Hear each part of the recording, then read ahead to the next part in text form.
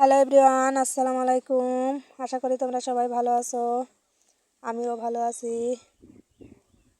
আজকে একটি নতুন অঙ্কের ভিডিও করব তোমাদের জন্য।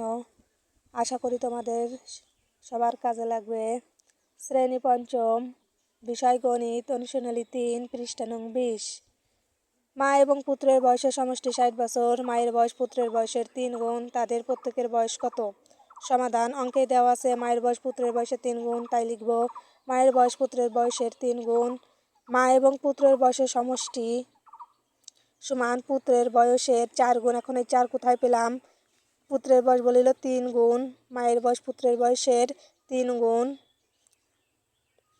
আর হচ্ছে 1 গুণ, তাহলে হয় মোট 4 গুণ।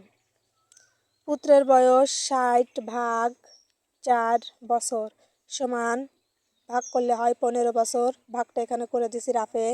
4 দিয়ে 60 ভাগ করলে 4 ঘরের নামতা প্রথমে 6 পর্যন্ত, 4 6-এর মধ্যে যায় একবার, 4-কে 4 বিয়োগ করলে হয় 2, শূন্য নামালাম 20, 4 ঘরের নামতা 20 পর্যন্ত, 4 5 20, শূন্য 5, তাহলে 15 বছর।